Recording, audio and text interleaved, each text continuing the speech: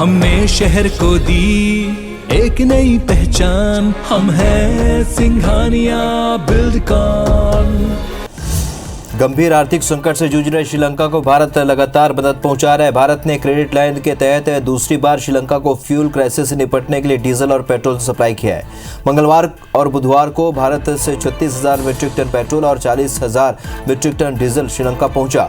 भारत इससे पहले 2 लाख से भी ज्यादा मीट्रिक टन फ्यूल श्रीलंका भेज चुका है।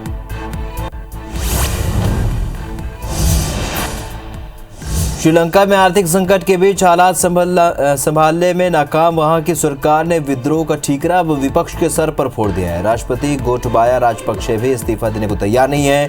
सड़क से लेकर संसद तक श्रीलंका विरोध की आग में धधक रहा है। आर्थिक हालात पर श्रीलंका की संसद में बुधवार को शुरू हुई चर्चा आज भी जारी है।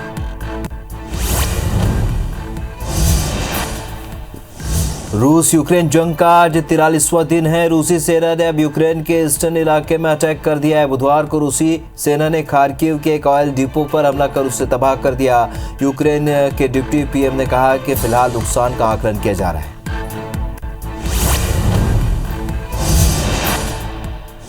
लगातार बढ़ती महंगाई के मुद्दे पर कांग्रेस ने अब केंद्र सरकार के खिलाफ हल्ला बोल दिया है। कांग्रेस आज देश भर के सड़कों पर प्रदर्शन करने जा रही है और कांग्रेस के राष्ट्रीय प्रवक्ता गौरव वल्लभ ने प्रेस कॉन्फ्रेंस कर इस मुद्दे की जानकारी।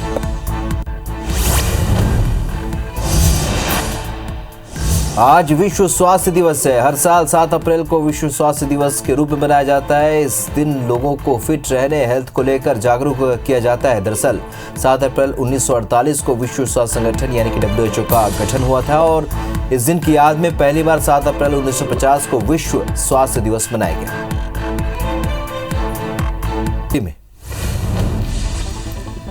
गंभीर आर्थिक संकट से जूझ रहे श्रीलंका को भारत लगातार मदद पहुंचा रहा है। भारत ने क्रेडिट लाइन के तहत दूसरी बार श्रीलंका को फ्यूल क्राइसिस से निपटने के लिए डीजल और पेट्रोल सप्लाई किया है। मंगलवार और बुधवार को भारत से 36,000 मीट्रिक टन पेट्रोल और 40,000 मीट्रिक टन डीजल श्रीलंका पहुंचा। भारत इससे पहले भी 2 लाख से भी ज्यादा मीट्रिक टन फ्यूल श्रीलंका को भेज चुका है। श्रीलंका में आर्थिक संकट के बीच हालात संभालने में नाकाम वहां की सरकार ने विद्रोह का ठीकरा विपक्ष के सर पर फोड़ दिया है। राष्ट्रपति गोटबाया राजपक्षे भी इस्तीफा देने को तैयार नहीं है। सड़क से लेकर संसद तक श्रीलंका विरोध की आग में धधक रहा है। आर्थिक हालात पर श्रीलंका की संसद में बुधवार को शुरू हुई चर्चा आज भी जारी रहेगी। आर्थिक अस्थिरता के कारण श्रीलंका के लोग भूखमरी की कगार पर हैं। श्रीलंका की डूबती अर्थव्यवस्था को संभालने के लिए भारत ने $1 बिलियन अमेरिकी डॉलर का कर्ज देने का भी ऐलान किया है। इस बीच गोटबाया सरकार को लगातार जनता का विरोध झेलना पड़ रहा है। रूस यूक्रेन जंग का आज 43वां दिन है। रूसी सेना ने अब यूक्रेन के ईस्टर्न इलाके में अटैक कर दिया है। बुधवार को रूसी सेना ने खार्किव के एक ऑयल डिपो पर हमला कर उसे तबाह कर दिया। यूक्रेन के डिप्टी पीएम ने कहा कि फिलहाल नुकसान का आकलन नहीं किया जा रहा है। यूक्रेन के बूचा शहर में आम लोगों की हत्याओं के बाद अमेरिका ने G7 देशों और यूरोपियन यूनियन के साथ मिलकर रूस पर नए प्रतिबंध लगा दिए हैं। इसके दायरे में राष्ट्रपति पुतिन की बेटियां और बड़े बैंक आएंगे। इधर यूक्रेनी एयरफोर्स ने दावा किया है कि रूसी सेना बेलारूस से मिसाइलें दाग रही है। यूक्रेन ने 8 क्रूज मिसाइलें तबाह करने का भी दावा किया है। आज विश्व स्वास्थ्य दिवस है। हर साल 7 अप्रैल को विश्व स्वास्थ्य दिवस के रूप में मनाया जाता है। इस दिन लोगों को फिट रहने, हेल्थ को लेकर जागरूक किया जाता है। अब दरअसल 7 अप्रैल 1948 को विश्व स्वास्थ्य संगठन यानी WHO का गठन हुआ था और इस दिन की याद में पहली बार 7 अप्रैल 1950 को विश्व स्वास्थ्य दिवस मनाया गया। प्रधानमंत्री मोदी ने ट्वीट करते हुए विश्व स्वास्थ्य दिवस के अवसर पर देशवासियों को बधाई दी। उन्होंने लिखा, सभी को अच्छे स्वास्थ्य और कल्याण का आशीर्वाद मिले। आज के दिन स्वास्थ्य क्षेत्र से जुड़े सभी लोगों के प्रति आभार व्यक्त करने का दिन है। केंद्रीय वाणिज्य मंत्री पीयूष गोयल ने सीटीडी में UNSW को संबोधित किया। गोयल ने कहा कि बहुत सारे अच्छे काम जो शोधकर्ता करते हैं उन्हें इस तरह के पैमाने और संचालन का अवसर नहीं मिलता है। इसलिए दोनों देशों के बीच साझेदारी वास्तव में ऑस्ट्रेलिया और भारत के जीवन को बदल सकती है। शिक्षा दोनों देशों के बीच एक ब्रिज का काम करेगी। केंद्रीय गृह मंत्री अमित शाह NDRF के वार्षिक सम्मेलन में शामिल हुए। इस दौरान उन्होंने कहा कि तकनीक और विज्ञान के कारण हमें समय के पहले सूचनाएं मिलती हैं। साथ ही उन्होंने कहा कि दुनिया भर के आपदा के क्षेत्र में NDRF ने अपना सिक्का जमाया है। कई बार पड़ोस के देशों में जाकर भी मानवता को दिखाने का काम किया है। लगातार बढ़ती महंगाई के मुद्दे पर कांग्रेस ने अब केंद्र सरकार के खिलाफ हल्ला बोल दिया है। केंद्र आज देश भर के सड़कों पर प्रदर्शन करने जा रही है। कांग्रेस के राष्ट्रीय प्रवक्ता गौरव वल्लभ ने प्रेस कॉन्फ्रेंस कर इस मुद्दे की जानकारी दी। सेना में भर्ती होने वाले युवाओं के लिए अच्छी खबर है। केंद्र सरकार अग्निपथ भर्ती प्रवेश योजना लागू करने जा रही है। उसके तहत तीनों सेनाओं में युवाओं को 3 साल के लिए भर्ती किया जाएगा। उन्हें अग्निवीर नाम दिया जाएगा। ये नियुक्ति संविदा के रूप में होगी और आगे इसे नियमित भी किया जा सकता है। देश में कोरोना के मामलों में कमी आ रही है। पिछले 24 घंटों में कोरोना के 1033 नए मामले सामने आए हैं। वही 1222 लोग डिस्चार्ज हुए। हालांकि 43 मरीजों के इस दौरान कोरोना से मौत हुई है और एक्टिव मरीजों की संख्या अब 11,639 है। मुंबई में कोरोना के 2 नए वेरिएंट ने दस्तक दी है। बताया जा रहा है कि मुंबई में कप्पा वेरिएंट का एक मरीज पाया गया। वहीं कोरोना के XE वेरिएंट से संक्रमित मरीज की पहचान हुई है। हालांकि नए वेरिएंट से संक्रमित मरीजों में कोई गंभीर लक्षण नजर नहीं आए हैं और स्वास्थ्य मंत्रालय ने भी इसकी पुष्टि नहीं की है। सीएम भूपेश बघेल आज भी खैरागढ़ उपचुनाव में प्रचार करेंगे। मुख्यमंत्री आज खैरागढ़ में 4 चुनावी सभा करेंगे। खैरागढ़ विधानसभा के पिपरिया, अमलेडी, बाजागुड़ा और मंडला में सभा लेंगे और इस दौरान सीएम भूपेश बघेल के साथ मंत्री रविंद्र चौबे और कवासी लखमा भी मौजूद रहेंगे। बता दें कि सीएम भूपेश बघेल 3 दिन में 12 सभा ले चुके हैं। केंद्रीय राज्य मंत्री प्रहलाद पटेल आज भी खैरागढ़ में प्रचार करेंगे। बीजेपी प्रत्याशी कोमल जंघेल के पक्ष में केंद्रीय राज्य मंत्री प्रहलाद पटेल सभा करेंगे। केंद्रीय राज्य मंत्री राहुत गांव में कार्यकर्ताओं और जनता को संबोधित करेंगे। साथ ही बोरमपुर कला और जलबांधा में आम सभा करेंगे।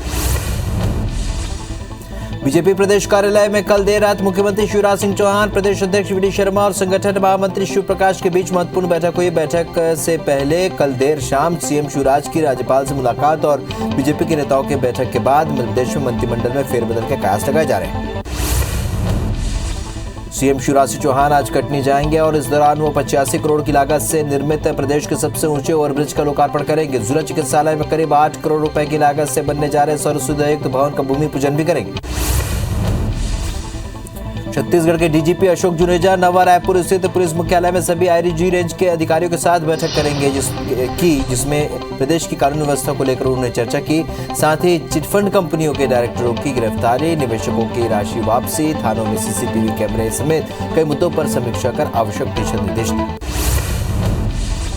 मध्य प्रदेश के गृह मंत्री नरोत्तम मिश्रा आज इंदौर के दौरे पर रहेंगे। इंदौर में मुख्यमंत्री बिजली बिल की राहत योजना की कार्यक्रम में वो शामिल होंगे और इस कार्यक्रम में गृह मंत्री लोगों से चर्चा करेंगे। कार्यक्रम के बाद शाम 4 बजे इंदौर से भोपाल रवाना होंगे। गृह मंत्री नरोत्तम मिश्रा बाबा महाकाल की नगरी उज्जैन पहुंचे, जहां पर महाकालेश्वर मंदिर में गृह मंत्री नरोत्तम मिश्रा ने बाबा महाकाल के दर्शन के साथ ही भक्तों के साथ पूजा अर्चना की और प्रदेशवासियों की खुशहाली की कामना की। बिलासपुर नगर निगम की आज सामान्य सभा है और निगम की सामान्य सभा में करीब 9 अरब का बजट प्रस्ताव पेश होगा। 64 एजेंडों का प्रस्ताव भी जारी होगा। साथ ही 194 करोड़ का बकाया ऋण माफ करने का प्रस्ताव भी रखा जाएगा। वहीं यूजर चार्ज में छूट भी मिल सकती है। MP टेट का पर्चा वायरल होने के मामले में विसल ब्लोअर आनंद राय को हाईकोर्ट से झटका लगा है। हाईकोर्ट ने FIR के खिलाफ दायर याचिका को खारिज कर दिया। कार्रवाई नहीं करने पर अंतरिम आदेश को भी निरस्त कर दिया गया है। हाईकोर्ट ने कहा है कि केस में विस्तार से जांच जरूरी है। बता दें कि CMO में उप सचिव लक्ष्मण मरकाम ने KK मिश्रा और आनंद राय के खिलाफ FIR दर्ज कराई थी। रेडी टू ईट मामले में बुधवार को सभी पक्षों की ओर से बहस पूरी हो गई है और हाईकोर्ट ने इस पर अपना फैसला सुरक्षित रख लिया है। राज्य सरकार की कैबिनेट ने जिस निर्णय के तहत रेडी टू ईट के निर्माण को ऑटोमेटिक मशीन से करने को मंजूरी दी है, उससे चुनौती दी गई। प्रदेश की सड़कों की बदहाल स्थिति को लेकर लगी जनहित याचिका पर नेशनल हाईवे ने फिर मई तक का समय मांगा है। कोर्ट ने नेशनल हाईवे अथॉरिटी के अधिकारी को अगली पेशी में न्यायालय के समक्ष उपस्थित होने का आदेश दिया है और इस मामले में 19 अप्रैल को सुनवाई होगी। हटा के दमोह छतरपुर स्टेट हाईवे पर दर्दनाक हादसा हो गया, जहां पर रोड के किनारे खड़े ट्रैक्टर ट्रॉली से बाइक टकरा गई और इस हादसे में बाइक सवार 2 लोगों की मौके पर ही मौत हो गई। हादसा भटियागढ़ थाना क्षेत्र के चैनपुरा गांव के पास हुआ। जांजगीर चांपा के नगरदा थाना क्षेत्र के सलीहा भाठा गांव के मेन रोड में मंदिर के पास अज्ञात वाहन ने बाइक सवार 2 भाइयों को पीछे से टक्कर मार दी। हादसे में एक भाई की मौके पर ही मौत हो गई, वहीं दूसरा भाई घायल हो गया। मामले में पुलिस ने अज्ञात वाहन के चालक के खिलाफ मामला दर्ज कर लिया है। किरंदुल में स्कूल बस ड्राइवर की लापरवाही सामने आई है, जहां स्कूल जाते वक्त 2 बच्चे इमरजेंसी गेट से नीचे गिर गए, लेकिन बस चलता रहा और ड्राइवर को भी इसकी भनक तक नहीं लगी। वहीं आसपास के लोगों की नजर घायल बच्चों पर पड़ी और तुरंत दोनों को अस्पताल में भर्ती कराया गया। इंदौर के पास महू में डंपर ने एंबुलेंस को टक्कर मार दी। हादसे में 4 लोग घायल हो गए, जिससे इलाज के लिए नजदीकी अस्पताल में भर्ती कराया गया। वहीं घटना की सूचना पर पुलिस की टीम मौके पर पहुंची तो डंपर ड्राइवर घटनास्थल से फरार हो गए, जिसके बाद पुलिस ने डंपर को जब्त कर लिया। खरगोन के बड़वा में फूटी हुई पाइपलाइन को जोड़ते वक्त नगर पालिका के कर्मचारी को करंट लग गया, जिसके बाद उसे सरकारी अस्पताल में ले जाया गया, जहां डॉक्टरों ने उसे मृत घोषित कर दिया। पिलाईगढ़ के मनपसार गांव में बीती रात मामूली विवाद को लेकर देवर ने शराब के नशे में अपनी भाभी की बेरहमी से हत्या कर दी। सूचना मिलने पर पहुंची पुलिस ने खुशनाम को गिरफ्तार कर लिया।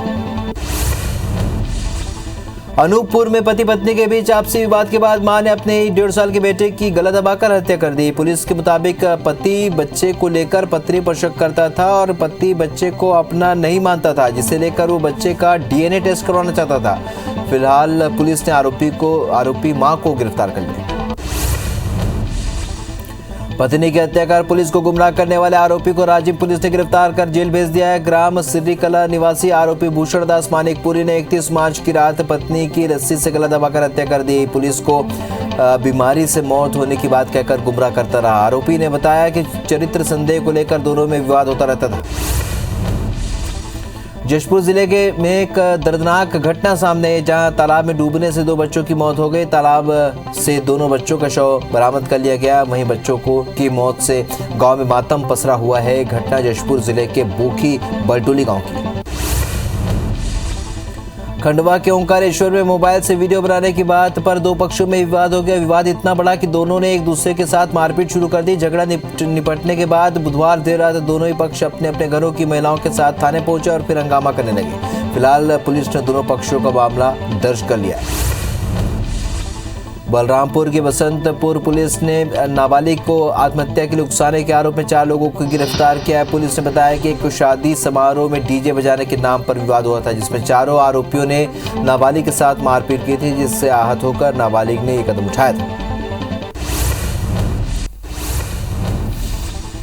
बजट सत्र के आज समापन के साथ संसद की कार्रवाई अनिश्चितकाल के लिए स्थगित कर दी गई है। बजट सत्र के समापन के बाद प्रधानमंत्री नरेंद्र मोदी ने नेशनल कॉन्फ्रेंस के प्रमुख फारूक अब्दुल्ला, समाजवादी पार्टी के संरक्षक मुलायम सिंह यादव से मुलाकात की। इस दौरान रक्षा मंत्री राजनाथ सिंह और लोकसभा के अध्यक्ष ओम बिरला भी मौजूद रहे। आज बजट सत्र का समापन हुआ और इस दौरान लोकसभा अध्यक्ष ओम बिरला ने कहा, इस सत्र में सभी सदस्यों ने देर रात तक बैठक कर सदन की कार्रवाई में हिस्सा लिया। कुल 13 विधेयक पारित हुए हैं। 5 विषयों पर अनुदान मांगों पर चर्चा हुई है। बजट पर भी चर्चा की गई है। हम कोशिश करते हैं कि सदन निर्बाध रूप से चले, क्योंकि ये देश की सर्वोच्च संस्था है। केंद्रीय गृह मंत्री अमित शाह एनडीआरएफ के वार्षिक सम्मेलन में शामिल हुए। इस दौरान उन्होंने कहा कि तकनीक और विज्ञान के कारण हमें समय के पहले सूचनाएं मिलती हैं। साथ ही उन्होंने कहा कि दुनिया भर के आपदा के क्षेत्र में एनडीआरएफ ने अपना सिक्का जमाया है। कई बार पड़ोस के देशों में जाकर भी मानवता को दिखाने का काम किया है। केंद्रीय वाणिज्य मंत्री पीयूष गोयल ने सिडनी में यूएनएसडब्ल्यू को संबोधित किया। गोयल ने कहा, बहुत सारे अच्छे काम जो शोधकर्ता करते हैं उन्हें उस तरह के पैमाने और संचालन का अवसर नहीं मिलता है। इसलिए दोनों देशों के बीच साझेदारी वास्तव में ऑस्ट्रेलिया और भारत के जीवन को बदल सकती है। शिक्षा दोनों देशों के बीच एक ब्रिज की तरह काम करेगी। सेना में भर्ती होने वाले युवाओं के लिए अच्छी खबर है। केंद्र सरकार अग्निपथ भर्ती प्रवेश योजना लागू करने जा रही है। इसके तहत तीनों सेनाओं में युवाओं को 3 साल के लिए भर्ती किया जाएगा। उन्हें अग्निवीर नाम दिया जाएगा। ये नियुक्ति संविदा के रूप में होगी और इससे नियमित भी किया जा सकता है। प्रधानमंत्री नरेंद्र मोदी ने ट्वीट करते हुए विश्व स्वास्थ्य दिवस के अवसर पर देशवासियों को बधाई दी। उन्होंने लिखा, सभी को अच्छे स्वास्थ्य और कल्याण का आशीर्वाद मिले। आज के दिन स्वास्थ्य क्षेत्र से जुड़े सभी लोगों के प्रति आभार व्यक्त करने का भी है। गंभीर आर्थिक संकट से जूझ रहे श्रीलंका को भारत लगातार मदद पहुंचा रहा है। भारत ने क्रेडिट लाइन के तहत दूसरी बार श्रीलंका को फ्यूल क्राइसिस से निपटने के लिए डीजल और पेट्रोल सप्लाई किया है। मंगलवार और बुधवार को भारत से 36,000 मीट्रिक टन पेट्रोल और 40,000 मीट्रिक टन डीजल श्रीलंका पहुंचा। भारत इससे पहले भी 2 लाख से ज्यादा मीट्रिक टन फ्यूल श्रीलंका भेज चुका है। श्रीलंका में आर्थिक संकट के बीच हालात संभालने में नाकाम सरकार अब विपक्ष पर ठीकरा फोड़ रही है। राष्ट्रपति गोटबाया राजपक्षे भी इस्तीफा देने को तैयार नहीं है। सड़क से लेकर संसद तक श्रीलंका विरोध की आग में धधक रहा है। आर्थिक हालात पर श्रीलंका की संसद में बुधवार को शुरू हुई चर्चा आज भी जारी है। आर्थिक अस्थिरता के कारण श्रीलंका के लोग भुखमरी की कगार पर हैं। श्रीलंका की डूबती अर्थव्यवस्था को संभालने के लिए भारत ने $1 बिलियन अमेरिकी डॉलर का कर्ज देने का ऐलान भी किया है और इस बीच गोटबाया सरकार को लगातार जनता का विरोध झेलना पड़ रहा है। रूस यूक्रेन जंग का आज 43वां दिन है। रूसी सेना ने अब यूक्रेन के ईस्टर्न इलाके में अटैक कर दिया है। बुधवार को रूसी सेना ने खार्किव के एक ऑयल डिपो पर हमला कर उसे तबाह कर दिया। यूक्रेन के डिप्टी पीएम ने कहा कि फिलहाल नुकसान का आकलन किया जा रहा है। यूक्रेन के बूचा शहर में आम लोगों की हत्याओं के बाद अमेरिका ने G7 देशों और यूरोपियन यूनियन के साथ मिलकर रूस पर नए प्रतिबंध लगा दिए। इनके दायरे में राष्ट्रपति पुतिन की बेटियां और बड़े बैंक आएंगे। इधर यूक्रेनी एयरफोर्स ने दावा किया है कि रूसी सेना बेलारूस से मिसाइलें दाग रही है। यूक्रेन ने 8 क्रूज मिसाइलें तबाह करने का भी दावा किया है। चीनी हैकर्स ने लद्दाख के पास भारतीय बिजली केंद्रों को निशाना बनाया। अमेरिका की रिपोर्ट में कहा गया है कि हाल ही के महीनों में हैकर्स ने कम से कम 7 Indian state load dispatch centre को निशाना बनाया। ये सेंटर्स लद्दाख में भारत चीन सीमा के पास मौजूद इलाकों में ग्रिड कंट्रोल और बिजली पहुंचाने के लिए जिम्मेदार है।